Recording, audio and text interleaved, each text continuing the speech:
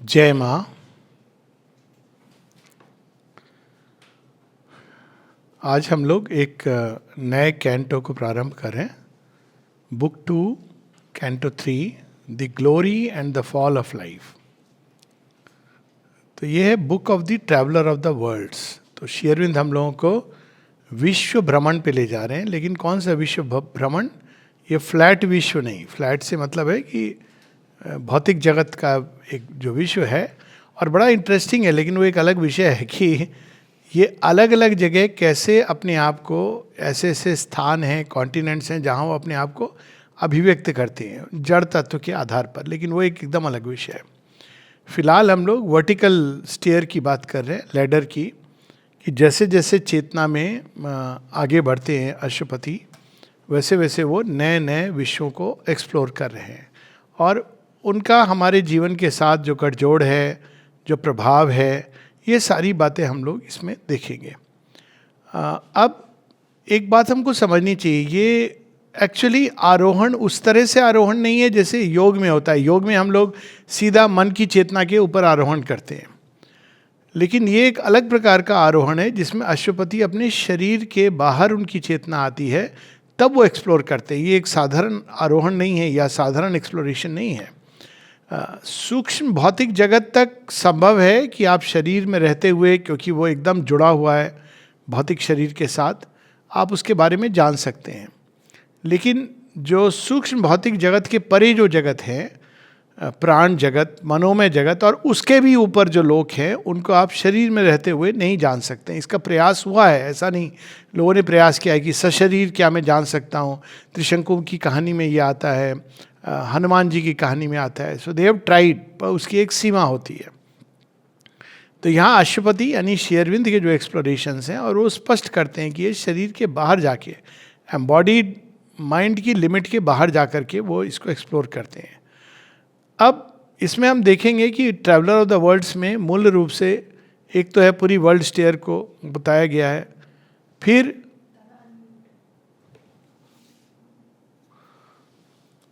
तो अब हम देखेंगे कि श्री अरविंद ये जो एक्सप्लोरेशन करते हैं पूरे ट्रैवलर ऑफ द वर्ल्ड्स में, जो पहला कैंटो है वो केवल एक विश्व को एक सीढ़ी के रूप में उसके बारे में बताया जा रहा है। उसके बाद सेकेंड कैंटो में उन्होंने इस भौतिक जगत के पीछे एक अन्य जगत है जो भौतिक जगत से बहुत कुछ जुड़ा हुआ है, मिलता जुलता है।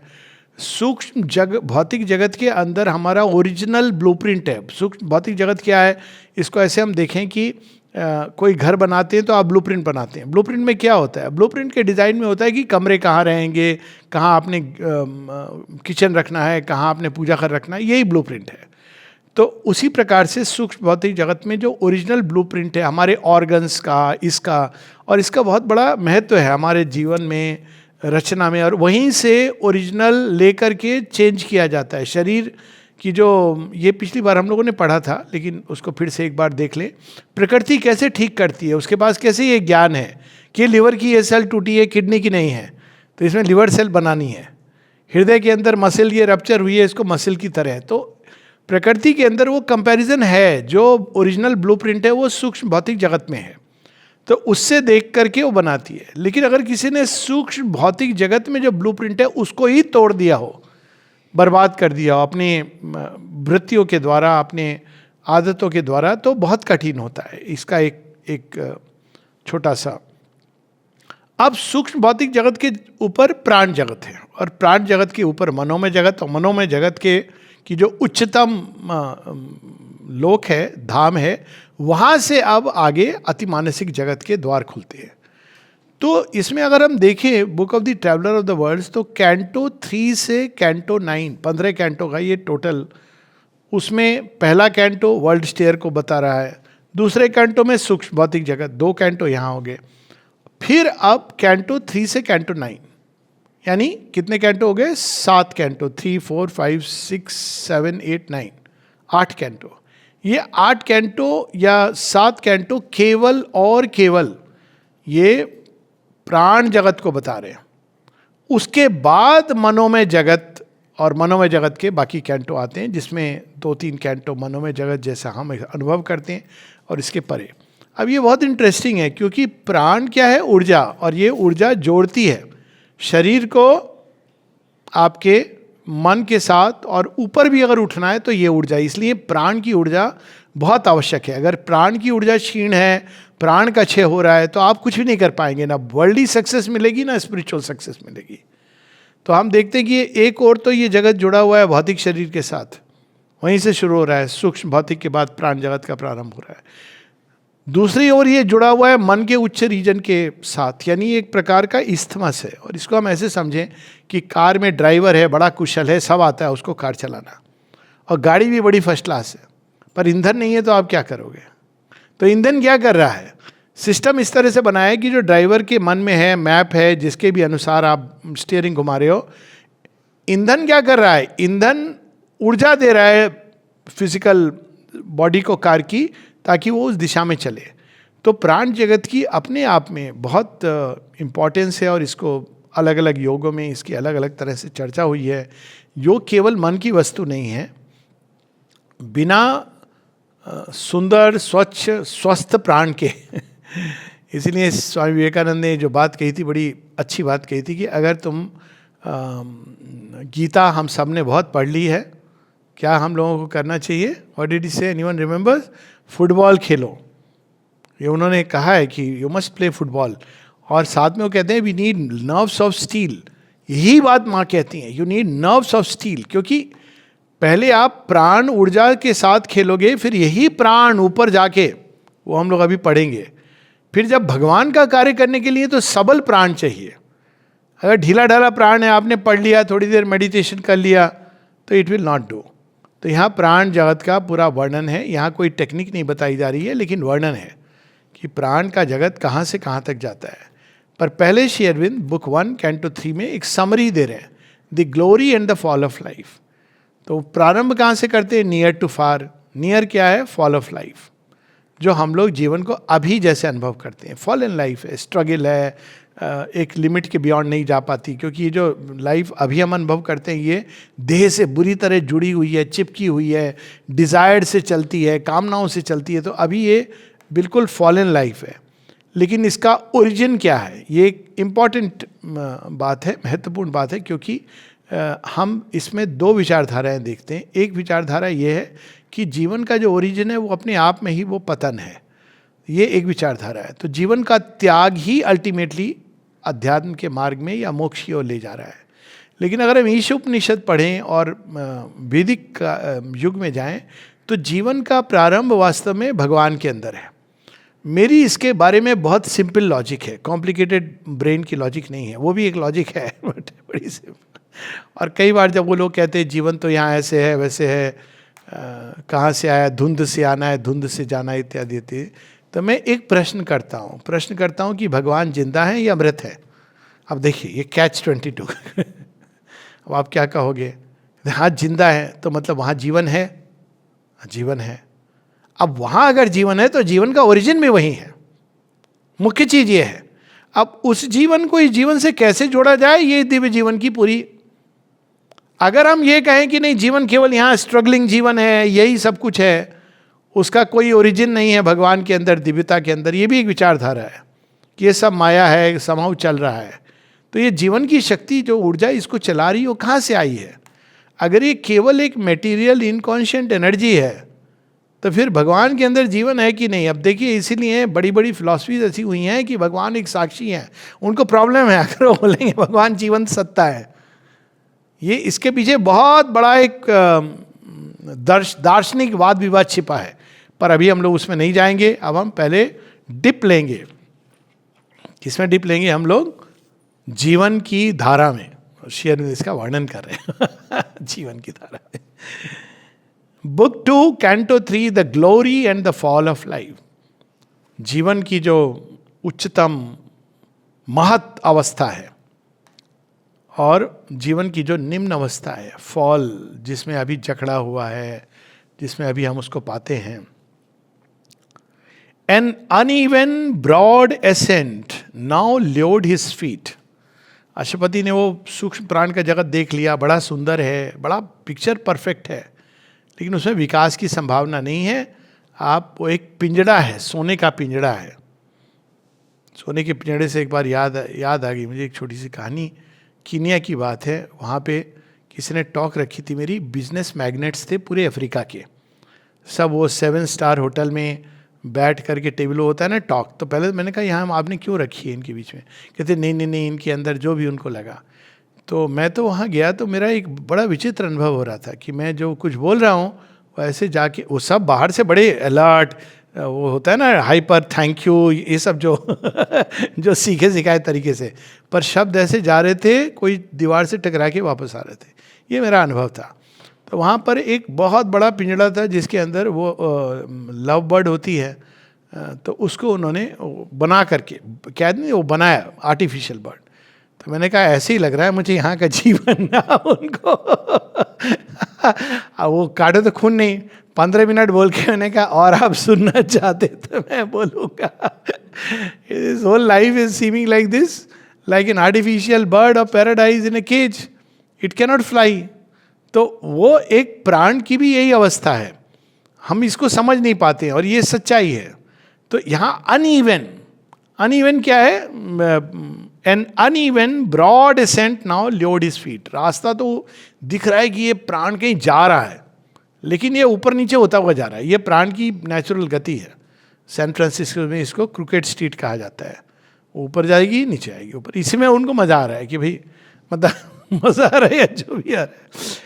Answering a greater nature's troubled call, he crossed the limits of embodied mind, जिसकी हम बात कर रहे थे। आप embodied mind के अंदर अगर चेतना है तो आप इसमें नहीं प्रवेश कर सकते हैं।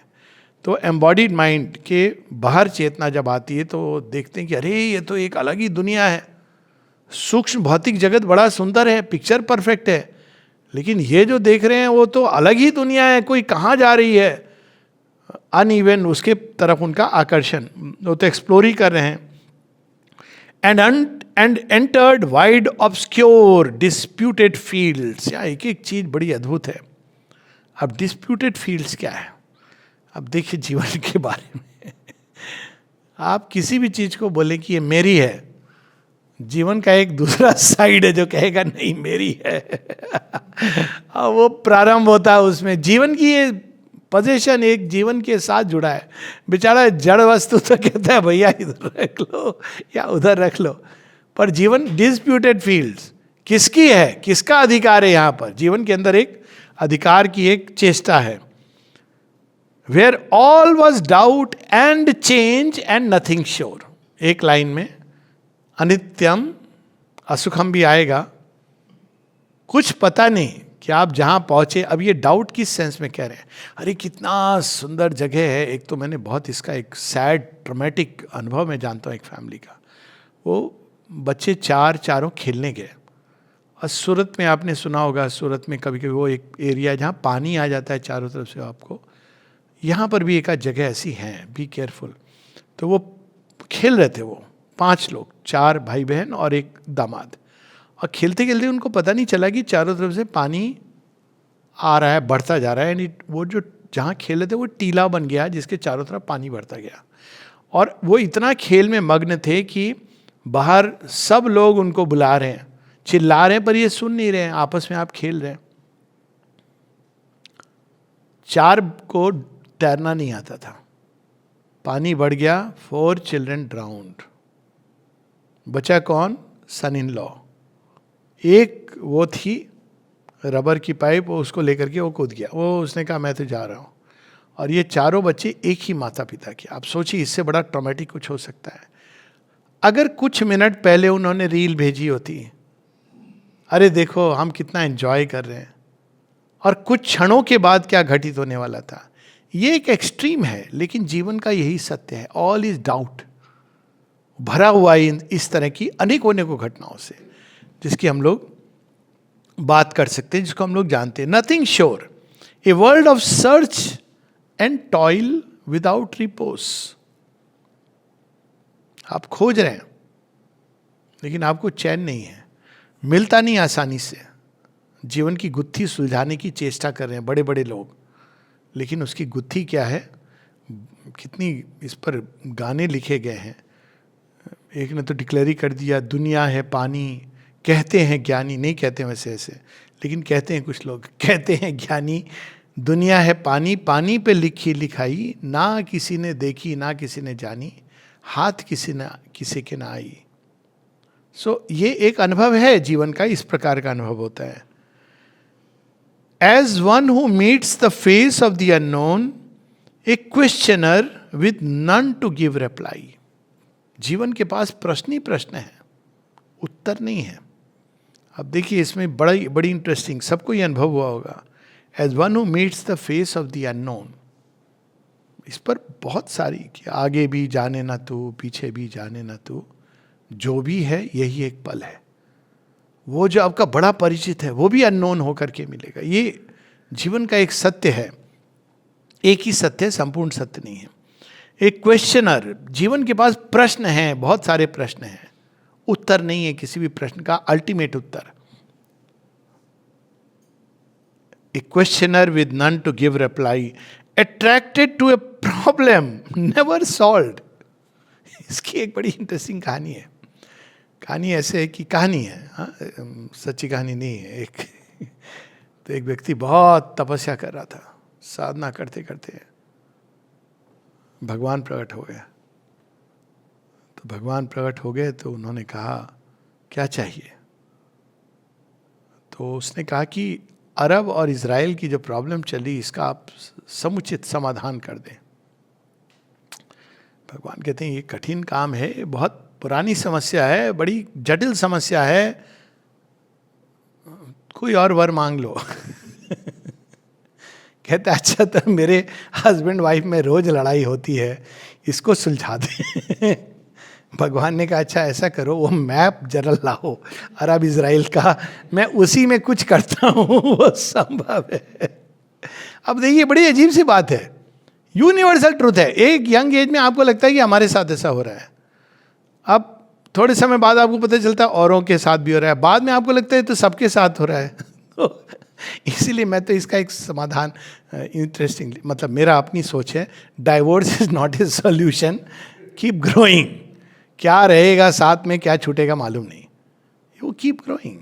एक टाइम आएगा जब आप साथ अलग एकला चल हो रहे, क्योंकि वो आप जीवन है। आपको लग रहा है कि अगर दूसरा कहीं पर आपका सेट परफेक्ट होगा, ये नहीं होगा। ये जीवन की ये गति है, नित नवीन रूप लेकर परिवर्तन उसका स्वभाव है। Always attracted to a problem never solved. ये पहले भी मैंने बताई है, एक सज्जन जिन्होंने 5 बार विवाह किया, अंतिम विवाह में तो 100% श्योर थे, उसमें मेरे ही सिग्नेचर लिया उन्होंने उसमें, हालांकि मुझे पता था ये लास्ट नहीं करेगा। 15 दिन के बाद उन्होंने वो भी सेपरेट हो गए, पर ठीक है, अंत में वो ही turn towards mother and Shri Aurobindo very beautifully. अब ये जीवन के ले जाता है आपको, एक अंत में पता चलता है कि ये पहेली का समाधान यहाँ नहीं है, इस पहेली का समाधान कहीं और है। पूरी जीवन की पहेली का प्रॉब्लम दीज ली गई है, आपको उस फ्रेमवर्क में समाधान नहीं मिलेगा, तो वो आपको प्रॉम्प्ट करता है, लेकिन वो बाद में श्री अरविंद बताते हैं। Attracted to a problem never solved, always uncertain of the ground he trod, always drawn on to an inconstant goal. आपको शुरू में लगा खुश रहेंगे, फिर लगा अच्छा हम खुश नहीं रहेंगे, हमारे बच्चे खुश रहेंगे, फिर लगा अच्छा बच्चे भी छोड़ दो, बुढ़ापे में हम खुश रहेंगे, फिर अच्छा बुढ़ापा भी छोड़ दो, बिजली का थोड़ा हमारा खर्चा पानी चल जाए, इतनी काफ़ी है। गोल आपके चेंज होते जा रहे हैं। इसीलिए हमारे जो मनीषी थे बहुत बिल्कुल सही वो जानते थे, कहते जो भी है फर्स्ट 25 ईयर्स बेस बना लो, उसके बाद जितना तुमको एंजॉय करना है सो कॉल्ड गृहस्थ आश्रम, लेकिन तरीके से, कायदे से रहोगे तो फायदे में रहोगे। तो वो अगले 25 वर्ष तो गृहस्थ आश्रम, उसके बाद समझदारी इसी में है कि वानप्रस्थ नहीं लोगे तो घर में तुम्हारे बच्चे ही तुमको वानप्रस्थ की अवस्था दे देंगे। और वानप्रस्थ के बाद नेक्स्ट लेवल मोक्ष संन्यास। वनवासी भी बोलेंगे भैया बड़े हो गए तो मोक्ष संन्यास के, अब केवल भगवान का भज गोविंदम मूढ़मते। लेकिन समझ नहीं आती, ये भारतवर्ष में ये बनाया था system, it is a very beautiful system eight one level, क्योंकि आपने देख लिया, अब क्या करोगे, ये वही कहानी को आप कितना रिकॉर्ड को चलाओगे घिस पिट के. तो now you seek something higher. लेकिन ये अनुभव जरूरी है जिससे गुजरना होता है, वो बाद में बताते हैं Shri Arvind. He traveled through a land peopled by doubts in shifting confines on a quaking base. अब ये प्राण जगत का वर्णन है, लेकिन उसकी झलक आपको जीवन में दिखती है. He traveled on a ground. He traveled through a land peopled by doubts in shifting confines on a quaking base. कहीं कोई सर्टेनिटी नहीं है. आज कुछ है, कल कुछ और बदल जाएगा. In front he saw a boundary ever unreached. देखिए जीवन में यही है ना, लगता है बहुत सिंपल है, शादी हो जाएगी, हैप्पी एवर आफ्टर. पुराने समय पिक्चर है ना, उसके बाद खत्म हो जाती थी. एक कार जाती थी, पीछे में गुब्बारे लगे होते थे, हैप्पीली मैरिड बोल के. क्यों? क्योंकि उसके बाद वाला दिखाएंगे तो प्रॉब्लम होगी. बाद में दिखाना शुरू किया उन्होंने, रियलिस्टिक मूवीज आनी शुरू हुई रियलिज्म के नाम पे. पर अब देखिए वो खोज इंसान की चलती रहती है, वो समाप्त नहीं होती है. This is how the beauty of life. वो आपको खींचता रहता है टुवर्ड्स अ वॉल कि भाई यहां मेरी खोज समाप्त होगी. आप जब उस दीवार पर पहुंचते हैं तो लगता है अरे नहीं, ये तो ये मरीचिका निकली, कोई और दीवार सामने आके खड़ी हो गई. And thought himself at each step nearer now a far retreating horizon of mirage. अब डिप्रेस नहीं होना चाहिए, ये मिराजेज हमको तैयार करते हैं. माइक जे कहती हैं इल्यूजन जरूरी हैं, क्योंकि भगवान की ओर जाने के लिए जिस साहस और सक्षम होने की आवश्यकता है, स्ट्रेंथ की जरूरत है, अगर आप जीवन से नहीं गुजरे हैं तो आप नहीं जा सकते 99%. क्योंकि आप घबरा जाएंगे. जो आप देखेंगे हर जगह जो गए हैं लाइफ के थ्रू, उनमें और जिन्होंने जीवन को देखा नहीं, जिन्होंने जीवन को देखा नहीं, वो क्या एक्सपेक्ट करते हैं जीवन से? वो चाहे आश्रम में चले जाएं, वो चाहते हैं सुविधाएं मिल जाएं.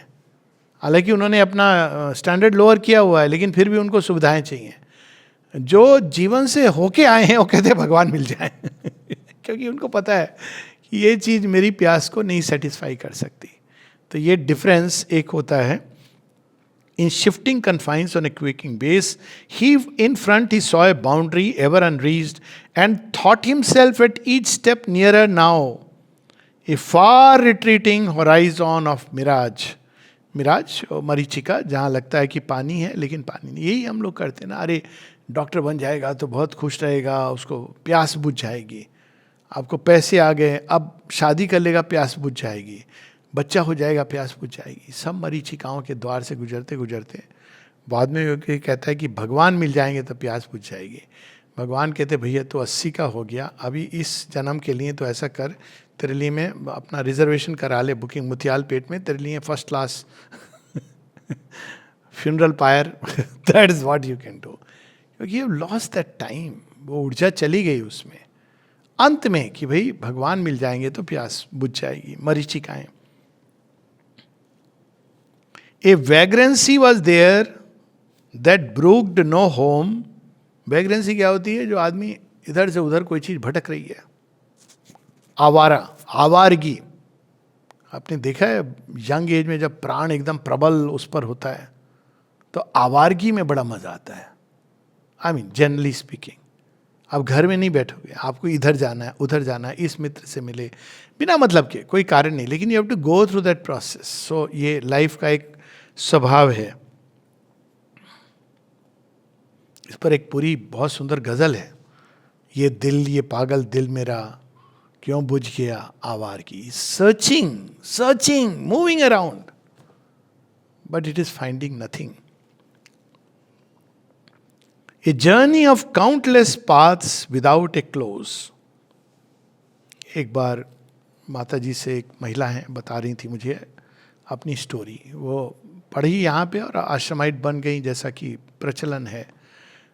2 वर्ष बाद उनके मन में आया कि मैं विवाह हुआ करके, शायद उन्होंने पसंद भी कर लिया था किसी को, मैं भूल गया, अब मैं जाऊँगी यहाँ से, दुनिया देखूँगी. तो जब वो लाइन में खड़ी थी माँ के पास, उन्होंने अभी बताया नहीं था माँ को, लेकिन माँ ने उनको कहा यू स्टेप असाइड. बुरा हो गया. अब समझ गई कि माँ को तो मेरे थॉट पता चल गए, लेकिन क्यों ये नहीं मालूम था उनको। तो वो सब चले गए। फिर माँ ने उनको बुलाया, माँ ने उनको एक रोज़ दिया, बोली को। तो पूछा, भाई ये तो पहले भी मैं लाइन में आ रही थी तब भी। कहती नहीं, उस समय मैंने तुमको इस तरह से मैं ब्लेसिंग दे रही थी कि अगर तुम्हारे जीवन में कोई ना हो तो तुम पथ पे कैसे चलोगे। अब तुमने बड़ा कठिन पथ चुन लिया है, तो वो सब कुछ मुझे वापस लेना था, और उस कठिनाई के मार्ग से जो तुम जाओगी वो तुम्हें देना था। अब तो ये तो होश उड़ गए कि कठिनाई का मार्ग वो उसके लिए नहीं है, सबके लिए है। फिर कहती माँ कैसी कठिनाई। माँ ने एक रोज़ उठाया, कहा हथेली पे रखा, वो बता रही थी ऐसे किया माँ ने, घुमाती रही रोज़ को उसकी हथेली पे, कहती है you will go round and round and round and round the world then come back here. और लेके रोज़ को जोर से मारा उनकी हथेली पर। कई वर्षों बाद जब ये मुझसे शेयर करी तो बोला यही हुआ मेरे साथ, कहाँ कहाँ नहीं गई मैं, क्या क्या नहीं घूमा, अंत में लौट के बुद्धू घर को आए। लेकिन वो नहीं समझ आता मनुष्य को इस प्रोसेस, ये एक प्रोसेस है जो जीवन ने बनाई है कि आप कहीं से कैसे भी चले जाओ, एंड पॉइंट पर आपको ये बात समझ आएगी। लेकिन दोनों रास्ते हैं। Nothing he found to satisfy his heart. अब यही है कि जाके पता चलता है, नहीं तो आप यंग एज में लोग हैं, शेरविंद मना करते थे, कहते थे कि you have to go through some life experience. बीच में उन्होंने लेना शुरू किया 18-19 साल के बच्चे पर। शेरविंद 24-25 वाले मिनिमम एज। हामल किरण को उन्होंने कहा था आफ्टर 30। तो एक बार उन्होंने कहा mother I have had the experiences of life, now I can come. So इस मदर ने कहा ये रियली फिर थोड़े साल रह के फिर गए। बट इज ए ग्रेट योगी। तो क्यों कहते हैं कि तुम यहां आ जाओगे यंग एज में, लेकिन वो जीवन की एक गति है, वो आवश्यक है, वो बाद में आएगा। तुम यहां रह के उन चीजों की कल्पना करोगे, उन चीजों की आकांक्षा करोगे जो तुम्हें नहीं मिली। तो इसलिए ये प्रोसेस थी। Nothing he found to satisfy his heart. बस यहाँ ये काम बहुत द्रुत गति से होता है बाहर में एक जीवन गुजर जाता है जानने को कि भाई ये दिल, ये नाजुक दिल मेरा कहाँ खो गया।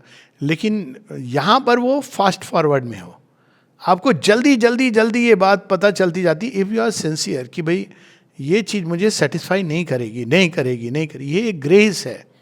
बाहर के जीवन में इसी सबक के लिए एक पूरा जीवन गुजर जाता है। लोग कहते हैं कि ठीक है, वो कहते हैं ना प्रैक्टिस, जो है जैसे है, कर्म है इत्यादि बोल के अपने आप को समझा लेते हैं। There, life is the manifest incalculable, a movement of unquiet seas, a long and venturous leap of spirit into space. जो प्राण जगत में जाते हैं अशुपति, तो क्या देखते हैं कि इसको तो आप कोई कैलकुलेशन, कोई प्लानिंग, सब लोग जानते हैं।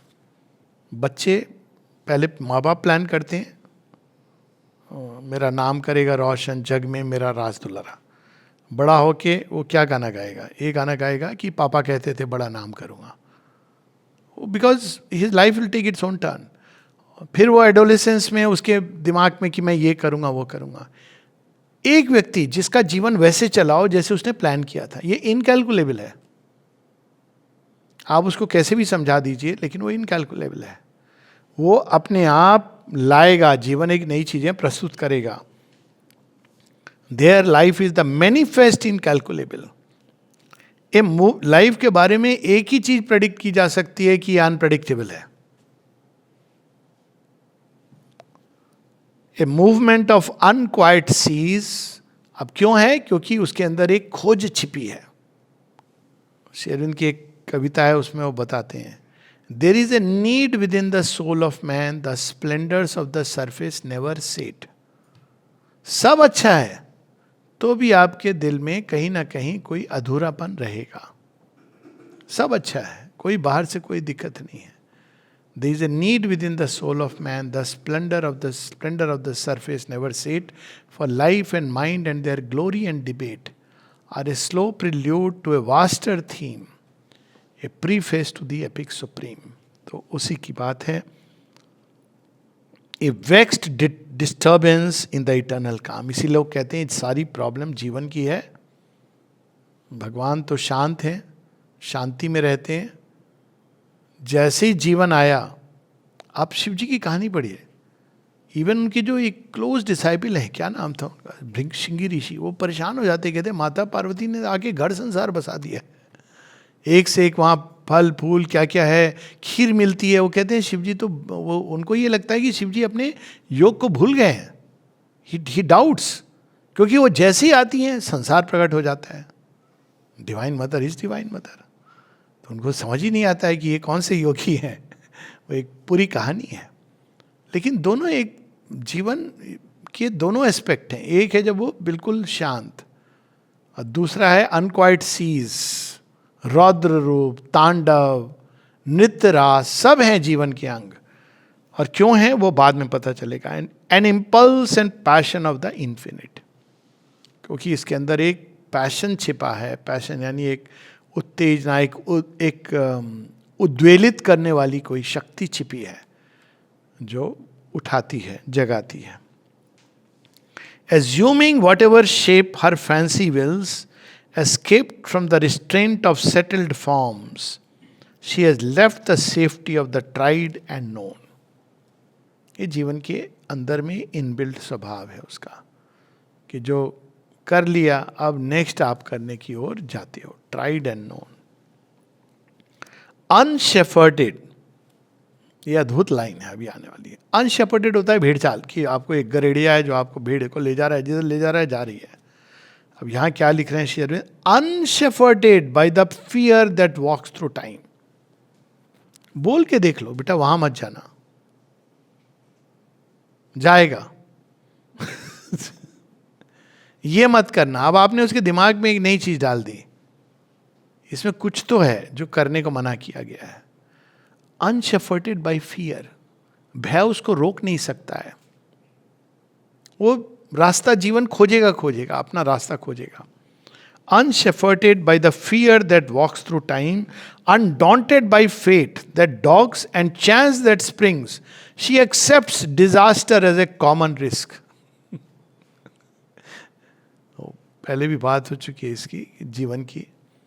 वो एक शायर लिखता है ना कि तो आतिशे दोजक से डर। जितने भी आप देखो जस जगह जगह नरक नरक नरक, कोई बदलता है ये भाव से कि भाई नरक मिलने वाला है।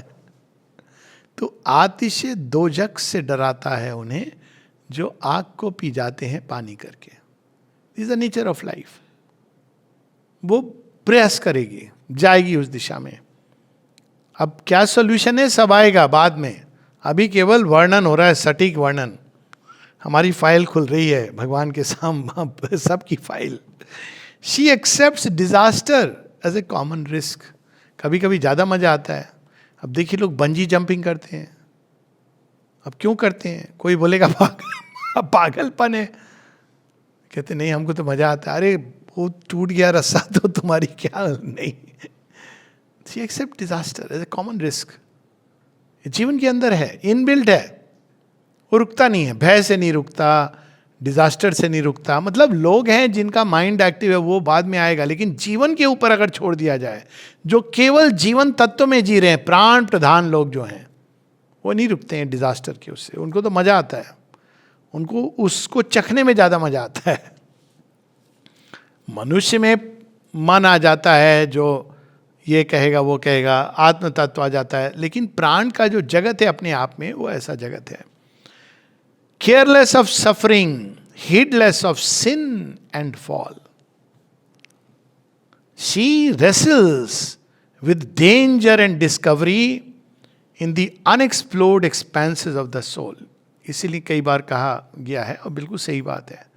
अब देखिए, साधारण जीवन में एक प्रकार का प्रेम होता है, रोमांस, ये लैला मजनू कहानी, इसमें क्या मजा आता है? आपको पता है कि भाई ये एंड इसका क्या होने वाला है। इसी का मजा आता है कि वो छुपन छुपाई का खेल चल रहा है। जस्ट इमेजिन, वो आप छुप के जो प्रेम चल रहा है, जो रोमांस चल रहा है, उसका अपना मजा है। ये लाइफ है, लाइफ के अंदर ये उसको क्या मजा आ रहा है, एडवेंचर का जो रिस्क हो रहा है उसका, वो रिस्क खत्म हो जाएगा तो वो जॉय खत्म हो जाएगा। बहुत सारे ऐसे उदाहरण हैं। तो हम सब कॉलेज में पढ़े, मैं तो पढ़ा हूँ, 10 साल की उम्र से हॉस्टल में रहा हूँ, तो मैंने इसे बहुत देखा है। ये कैसे लोग ऐसे से कांड करते हैं जिसका कोई कल्पना नहीं कर सकता। और वो क्यों करते हैं? उनको उस एडवेंचर में मजा आ रहा है, उनको रिस्क मालूम है, पता है कि इसको करने से क्या हो सकता है, लेकिन वो उसको लेते हैं, उसका अपना एक जॉय है।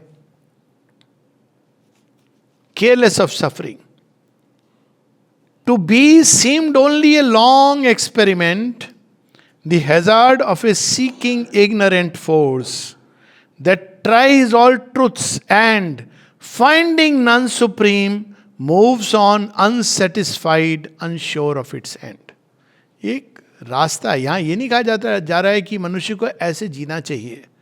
यहाँ कहा जा रहा है जीवन का ये, अगर जीवन को आप छोड़ देंगे अपने ऊपर तो वो ये गति लेगा। आप उसको, अब हम लोग मेंटल बीइंग्स हैं, साइकिक अभिकंड है, भगवान की कृपा है तो कहाँ कहाँ से बचाते हैं। पर जीवन की जो नॉर्मल गति है वो कर्म पहले करता है, बाद में कॉन्सिक्वेंसेस देखता है। लाइफ के अंदर एक इनबिल्ट है एडवेंचरिंग सोल। और कभी कभी ऐसे लोग योग के लिए भी दे टेक अ लीप, क्योंकि उन्होंने कॉन्सिक्वेंसेस को कैलकुलेट नहीं कर रहे हैं। अमिल करण ने एक बार पूछा था, उनके जीवन को अगर देखो, कोई ऐसी सो कॉल्ड जो नहीं करने वाली चीज़ है जो उन्होंने ना की हो, सब की थी, पर उनके माइंड कितना डेवलप्ड है। एक बार मजाक मजाक में कहा था, किसी ने कहा श्री अरविंद ने 30 वॉल्यूम, अभी तो 35 हो गए, तो ही इज़ ग्रेट। कहते हैं अगर ये ग्रेटनेस का मूल्यांकन करोगे तो मैंने तो 60 किताबें लिखी हुई हैं, ये मूल्यांकन नहीं है। He is great even if he didn't right a single book. लेकिन मुख्य चीज़ ये है कि जब उनसे किसी ने पूछा, उन्होंने माँ को कहा, क्योंकि उनका वाइटल तो ऐसा था, वो कब छिटक जाए, कब बिखर जाए, कहीं जाके वो जुआ खेलने लगे, मतलब he was like that vital. उनको अंत तक यू कैन सी कि जो वाइटलिटी थी उनकी अद्भुत थी। तो उन्होंने माँ से कहा, माँ मुझे लगता है मैं बस माइंड के कारण योग में चल रहा हूँ। तो माँ हंस के कहती, not because of the mind, because of your vital. तो उनका आश्चर्य हुआ, वाइटल के कारण? फिर वो बताते हैं कि माँ ने ऐसा क्यों कहा। तो बड़े मजाकिया ढंग, उनका ह्यूमरस अंदाज था। कहते मेरे चरित्र में एक कठिनाई थी कि मैं जहाँ सौंदर्य देखता था वहाँ गिर पड़ता था। वो कहते मैं 7 साल की उम्र से मेरी ये समस्या रही है। फिर क्या हुआ कि एक दिन मैंने माँ को देख लिया, परम सौंदर्य, तो मैंने वहीं अपने आप को नछावर कर दिया। अब देखिए ये काम केवल एक वाइटल कर सकता है। माइंड कैलकुलेट करेगा, शुड आई नॉट, क्या फ़ायदा मिलेगा, आश्रम ज्वाइन करूँ नहीं करूँ, योग में चलूँगा, पहले नफ़ा नुकसान। वाइटल जो होगा कहेगा वो बाद में देखेंगे नफ़ा नुकसान। अब चाहे सर फूटे या माथा, मैंने तेरी बाँह पकड़ ली, ये वाइटल कर सकता है। तो ये नहीं कह रहे हैं श्री अरविंद यहाँ की ये सही है या गलत है, वो बता रहे हैं एक पैनोरामा, एक उसका टोटलिटी बता रहे हैं। The hazard of a seeking ignorant force that tries all truths and finding none supreme moves on unsatisfied, unsure of its end, as saw some inner mind, so life was shaped. जैसे आप देखते हो अंदर से वैसी उसकी गति हो जाती है। From thought to thought she passed, from phase to phase, tortured by her own powers, or proud and blessed, now master of herself, now toy and slave. देखिए राजा दशरथ को, मतलब अद्भुत ना, देवासुर संग्राम में जिन्होंने देवताओं की तरफ से युद्ध किया। Is not an ordinary just a king. Dynasty, क्या डायनेस्टी है, सूर्यवंशियों की, सब कुछ किया है। कैसे हेल्पलेस होके वो प्राण त्यागते हैं, क्योंकि उन्होंने पत्नी को एक वचन दे दिया था और वो उसने मांग लिया। He died with the name of Lord Ram on his lips. कई राजा शांतनु की भी यही कहानी है। तो ये जो कैपेसिटी है जीवन की आज वहाँ पर है। कोई अगर केवल, और कई कहानियाँ ग्रीक मिथोलॉजी में किंग एजेक्स की और भी हैं, फेमस कहानी है ये जूस उसमें डेविड की, कि आज आप राजा हो। अब देखिए राजा युधिष्ठिर की कहानी में कि देखा जाए तो उस समय के टॉप मोस्ट, लेकिन अंतिम दिनों में उनकी क्या दशा होती है। राम राम जमीन पर पड़े होके मनाने आ रही हैं रानियां, राम राम करते हुए मृत्यु। राम है नहीं, लक्ष्मण नहीं है, पिंडदान होता है उनका वहां पर। ये जीवन है, इस तरह से वो चलता है। यहाँ केवल श्री अरविंद हम लोगों को दर्शन करा रहे हैं, he just taking us on a tour the life. अभी कुछ समझा नहीं रहे हैं, एक्सपीरियंस दे रहे हैं उसका। A huge inconsequence was her actions law. अंत में लोग ये कह सकते हैं, राजा दशरथ के बारे में कह सकते हैं, क्या मिला आपको जीवन में? बेटा तक छोड़ के चला गया, भगवान सरी का बेटा।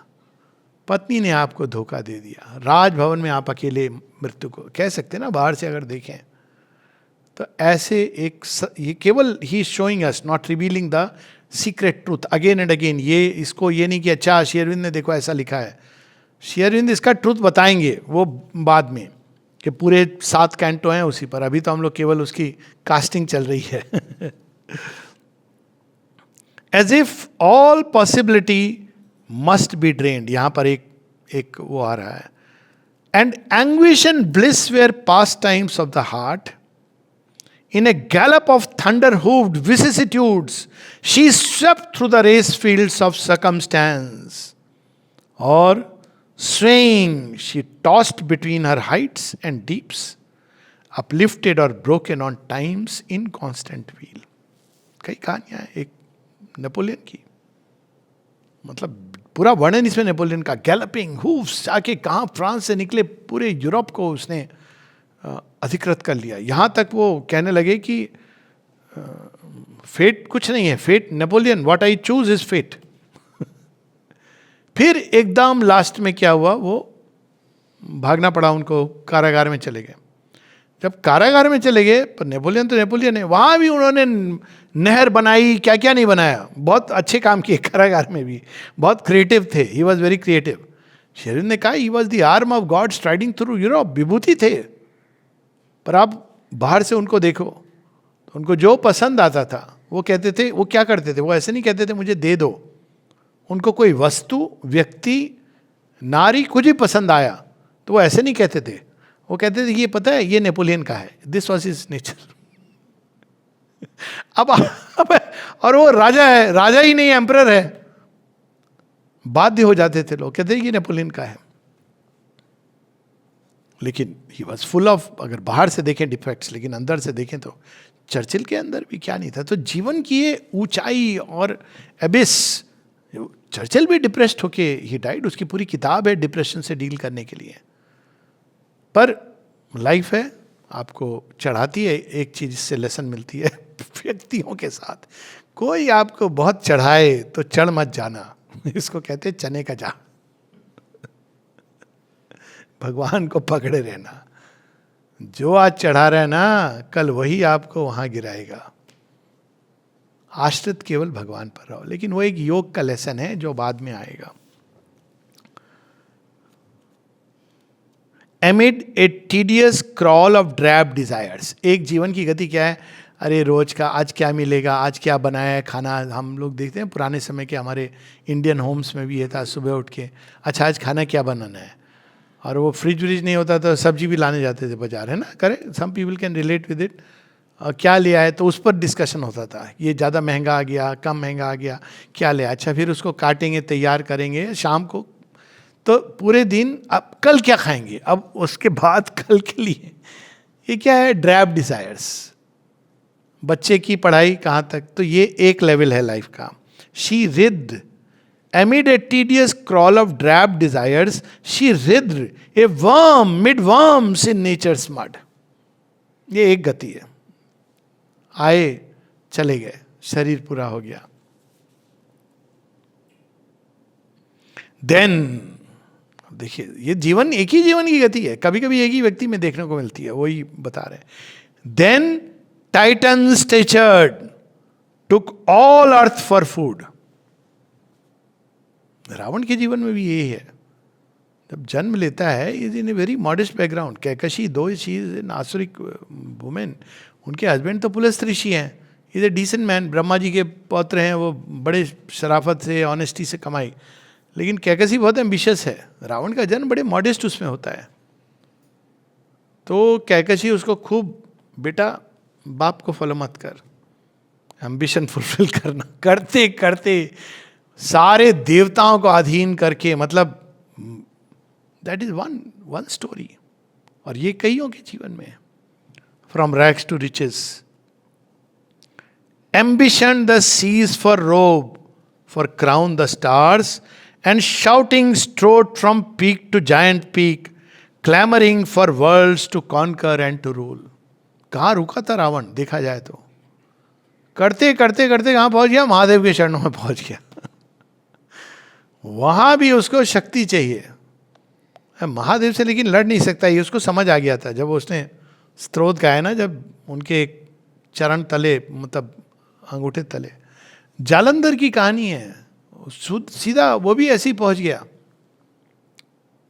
ब्रह्म लोग पहुंच जाते हैं क्योंकि उनको चैन नहीं है, वो चाहता है और देवताओं पर विजय, इस पर विजय। Clamoring for worlds to conquer and to rule, then wantonly enamored of sorrow's face, she plunged into the anguish of the depths and wallowing clung to her own misery. कि भाई बहुत खुशी ज़्यादा नहीं हो रही है, थोड़ा चल के, थोड़ा एक वर्ड है गम गलत करना, थोड़ा वो भी टेस्ट करें। आपको लगे कि आश्चर्य है, but I have seen people जो एक सौरों का भी एक बड़ा विचित्र सा परवर्टेड जॉय है। आपको बताता हूँ मैं, जब कभी मान लीजिए कोई जीवन में, सबके जीवन में हुआ होगा मेरे ख्याल से, मैं मान के चल रहा हूँ, तो कोई दुख का टाइम आता है तो आप कौन से गाने सुनते हैं? मुकेश के पुराने, मेरा सुंदर सपना टूट गया। अरे क्यों सुन रहे हो, ऑलरेडी जीवन में दुख है, इससे क्या होगा? आपका दुख बढ़ेगा, लेकिन आपको बड़ा मजा आ रहा है, you are augmenting your sorrow. क्या लॉजिक है? पर लाइफ लॉजिक से नहीं चलती, वो उस दुख की एक्सट्रीम चरम को पाना चाहती है। हर चीज में उसको चरम चाहिए, कि दुख की चरम अवस्था क्या है, मुझे थोड़ा सा दुख हुआ है, अब मैं वो गाने सुनूंगा, वो पिक्चर, भगवान बना देते हैं ऐसे लोग कि भगवान सबको दुख देना चाहता है, क्योंकि वो आप दुख के चरम अवस्था को प्राप्त करना चाहते हो। ये जीवन के अंदर ये चीज़ है कि इसके मैं लास्ट एक्सट्रीम को अनुभव करना चाहता हूँ। अनफॉर्चुनेटली अब वो ठीक है, लेकिन ये प्रोसेस है जीवन का। एक आप नहर के बाहर निकल के कह सकते हैं अनफॉर्चुनेटली, लेकिन जो लोग उसमें जा रहे हैं उनको रियल लगता है। In dolorous converse with a squandered self, dolorous दुख से भरा हुआ। अब देखिए इसको, आप बीती अक्सर बातें करते हैं हम दोनों, सुना होगा ना ये गीत, वो होती तो कैसा होता।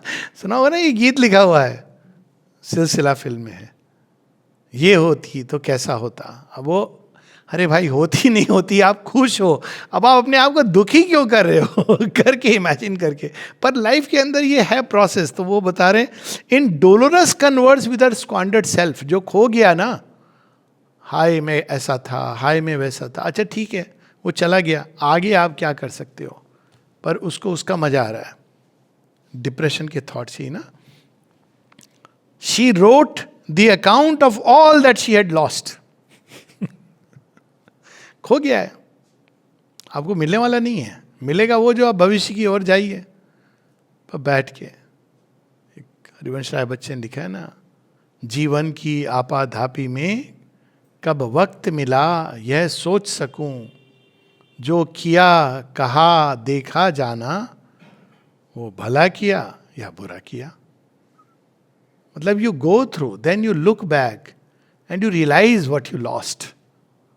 तो ये अगेन शरीर ये नहीं कहते कि ये करना चाहिए, वो जीवन के अनेकों रूप दिखा रहे हैं। उसमें एक रूप ये भी है, क्यों लोग जाते हैं, क्योंकि वो जीवन के अंदर हर अनुभव को एक्सट्रीम में लेने की चाह होती है। जो प्राण चिन्मय लोग होते हैं वो उस चीज के एक्सट्रीम पर जब तक वो नहीं जाएंगे उनका प्राण संतुष्ट नहीं होता है। प्रेम तो ऐसा है जिसमें आप अपने को पूरी तरह गंवा दें। विजय तो ऐसी जहां एकदम हार के कगार पे आके आप विजय प्राप्त करें. So it's the nature of life. और sat with grief as with an ancient friend. मिल बैठे हम दोनों मैं और मेरी तन्हाई, है ना, यही है ना, मैं और मेरी तन्हाई, अक्सर ये बातें करते हैं. तो वो बैठ करके क्या बातें कर रहे हैं, वो होती तो ऐसा होता, ये होती तो वैसा होता. ये रियल लाइफ स्टोरी है हमारे एक्टर भैया की. पूरे जीवन में सब है उनके पास, कहीं ना कहीं वो एक है, वो होती तो कैसा होता. अब उसने भी अपने जीवन को ऐसे ही जिया है. रेखा ने कभी शादी नहीं की है कि वो होते, अब पता नहीं है होते तो क्या होता, वो अलग बात है, वही स्टोरी होती, उसका एक थोड़ा डिफरेंट वर्णन एडिशन होता. So this is how life is. और sat with grief as with an ancient friend, a romp of violent rapture soon was spent. वो खुशी जो चढ़ के फिर थोड़ी देर बाद दुख की नाव में. और she lingered tied to an inadequate joy, missing the turns of fate, missing life's goal. अरे वो होता तो कितना अच्छा होता, लेकिन यहाँ बंधे हुए हैं तो नहीं जा सकते. फिर अरे वो कितना अच्छा होता, लेकिन यहाँ बंधे हुए हैं, मिसिंग लाइफ्स फेट. देखो शेरविन दिख रहे हैं क्या, एकदम सटीक वर्णन है पूरे जीवन का. और कैसे ऑपरेट करता है, उसका ऑपरेटिंग सिस्टम क्या है. A scene was planned for all her numberless moods. उसको जो अनुभव चाहिए प्रकृति कहती है अच्छा अच्छा तुझे दुख के एक्सट्रीम का अनुभव चाहिए, वो भी मैं दिखा देती हूँ. सुख की एक्सट्रीम चाहिए, वो भी दिखा देती हूँ. टिकेगी कुछ भी नहीं, ये नहीं कह सकती कि परमानेंट हो जाए. एक ही कंडीशन है, सारे एक्सपीरियंसेस हो जाएंगे लेकिन परमानेंट वहां पर मिलेगा ही नहीं. जीवन के अंदर वो ऑप्शन नहीं है. Where each could be the law and way of life, but none could offer a pure felicity. Only a flickering zest they left behind on the fierce lust that brings a dead fatigue. अब उसके पीछे कि इसका operating system lust, मुझे ये चाहिए वो चाहिए, ये मिला वो मिला, ये पाया वो खोया, लेकिन वो अंत में आपको पूरी तरह फटीग. सब करने के बाद आप कहते हो कि बस रिटायरमेंट की पेंशन मिल जाए. तब दुखी होते हैं लोग कि मेरा बच्चा मुझसे बात नहीं करता. धर्मेंद्र का देखिए, वेरी सैड वीडियो. हालांकि बच्चे बात करते होंगे, I don't blame them, but he was very unhappy कि भाई मेरे बच्चे मुझसे बात नहीं करते, बहुत अकेला हो गया हूँ मैं. He cried when he was called on some kind of function. तो वो देखिए एक आदमी जो एक समय शिखर पर है, प्रकृति कहाँ ले आती है. ये अनुभव है जिसको लेकर के amid her swift untold variety something remained dissatisfied, ever the same, and in the new saw only a face of the old. कोई चीज थी जो कभी भी संतुष्ट नहीं होती. There is a need within the soul of man, जिसकी बात हो रही थी. और ये वास्तव में कृपा है, यही आपको पुश करती है. इस फ्रेमवर्क में नहीं मिल रहा है, आगे आगे. सेटिस्फाइड व्यक्ति तो फिर जैसे कहते हैं ना, चेयर है टेबल है, सेटिस्फाइड है, वो तो दास होता है. For ever are repeated all the rest and every change prolong the same unease. आप बाहर से चीज़ों को कितना बदल लो. माँ कहती थी यहाँ पे लोग डिपार्टमेंट चेंज करना चाहते थे. माँ कहती थी you may change the department but it will not change your state. But if you change your state you will not need to change the department. क्योंकि आप समस्या आपकी आएगी, इस तरह नहीं आएगी, दूसरी तरह से आएगी. तो you have to conquer inside. A spirit of herself and aim unsure, tired soon of too much joy and happiness, she needs the spur of pleasure and of pain. आप देखिए कुछ एक यूथ का it's a tragic story. America चले गए, सब अच्छा चल रहा है, उनको क्या ड्रग्स लेने की क्या ज़रूरत है. They go to try drugs. I have seen actually AFMC के अंदर सुपर ब्रिलियंट मने बंदे आके, उसके बाद वो एक लड़का, वो भी बहुत ब्रिलियंट, मतलब I played chess with him, वो 40 मूव्स अपने दिमाग में एक साथ कैलकुलेट कर लेता था. Super genius. लेकिन वो ड्रग्स ले लेके फेल होते होते होते पता नहीं कितनी बार फेल हुआ. बाद में उसकी एक लावारिश लाश के रूप में मिली। वो भगवान की कृपा है कि वो लावारिश लाश लेकर के ऑल इंडिया इंस्टीट्यूट आए, जहाँ उसका पुराना बैचमेट था और उसने देखा और कहा अरे ये तो उसकी लाश है। मॉर्ग में रख के पेरेंट वेरेंट का पता करके abandon, and he was super brilliant. मतलब वो, I have actually seen him. वो पढ़ाई करता नहीं था, ड्रग्स ड्रग्स ड्रग्स, लेकिन ब्रिलियंट इतना था कि वो जब नशा करके चेस खेलता था, कोकीन लेके, मैंने खेली है इसलिए मैं बता रहा हूँ, और मैं समझता था कि मैं चेस में बहुत अच्छा हूँ। आई कुड सी कि ये तो मैं 7 मूव देख रहा हूँ आगे, ये 40 मूव देख रहा है, कोई ऑप्शन नहीं है इसके सामने, क्योंकि वो ऐसी चीजें देख रहा है जो मेरे कैलकुलेशन में अभी एंटर नहीं कर रही हैं। He was the chess champion of the college, लेकिन फेल होता रहा। मतलब ये नहीं कि कमी है कोई, क्यों ये पथ चुना, क्यों बर्बाद किया। He could have been so wonderful as a even a divine instrument, छोड़ो एज ए ह्यूमन बीइंग। पर ये जीवन की उससे A spirit offers self and aim unsure, tired soon of too much joy and happiness. She needs the spur of pleasure and of pain, and the native taste of suffering and unrest. She strains for an end that never can she win. ये जो suffering और pen का जो test जो होता है, ये आज तक मुझे भी नहीं समझ आया है। वैसे I have tasted, I know what it means to drink, पर मैं कभी सोचता हूँ कि ये रम वगैरह वाइन का फिर भी टेस्ट, पर इतना गंदा टेस्ट, इतना कड़वा है, पर पीते हैं लोग। अब पीते हैं, कुछ समय के बाद आपको अच्छा लगने लगता है, फिर आप मट्टी में लौट रहे हो, वो आपको और मजा आ रहा है। क्या मजा आ रहा है इसमें? But there are people who do it. I mean I know what it means. तो वो जो टेस्ट है, इसका भी एक सेवर कहते हैं ना, वैरायटी, वो भी उसको चाहिए। ए परवर्ड सेवर हॉन्ट्स हर थर्स्टिंग लिप्स, यही है परवर्ड सेवर, कि नहीं मुझे रम चखनी है। परवर्ड सेवर, इसकी भी प्यास है जीवन के अंदर। For the grief she weeps which came from her own choice. बहुत खुशी मिलेगी, फिर उसके बाद रो रहा है बंदा कि मैंने ये चॉइस क्यों की। और ये एक बार नहीं होता है, ये अनेकों बार, ये अनुभवों से गुजर के व्यक्ति तैयार होता है। अभी उसमें हम लोग नहीं जा रहे हैं, इसकी लॉजिक क्या है और क्या करना चाहिए। For the pleasure yearns that ragged with wounds her breast. Shri Ramakrishna कहते थे कि वो ऊंट जो वो प्यास के लिए वो क्या खाता है, वो जड़ जो थॉर्नी बुश खाता है, कांटों से भरी हुई, उसको चुभ रही है, खून निकल रहा है, लेकिन वो खा रहा है। अब जीवन की ये सारी, अब again we are not going into its logic, वो बाद में आएगी। Aspiring to heaven she turns her steps towards hello.